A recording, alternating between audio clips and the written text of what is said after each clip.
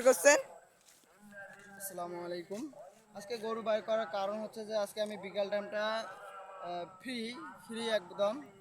ছাগলকে আমি আগেই খাওয়াইছি, খাওয়ার পর ছাগলের প্যারোটে ছাগলকে বাড়ি নিয়ে রাখছি, বেঁধে রাখছি।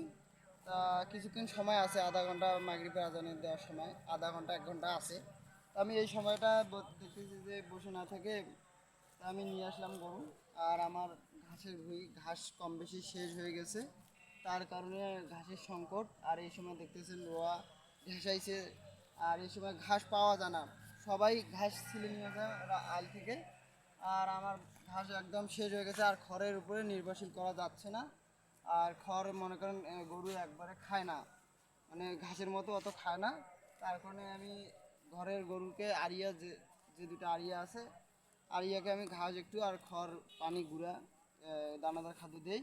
আর এইটাকে আজকে থেকে শুরু করছি। আলহামদুলিল্লাহ যদি যদি সময় থাকে কালকে থেকে ইনশাআল্লাহ এভাবে আমি বিকাল টাইমটা গরুকে খাওয়াবো। আপনারাও এইভাবে করতে পারেন, যদি আপনাদের আশেপাশে এরকম জায়গা থাকে, জমি থাকে বা রাস্তা থাকে, আপনারাও করতে পারেন। আসসালামু আলাইকুম।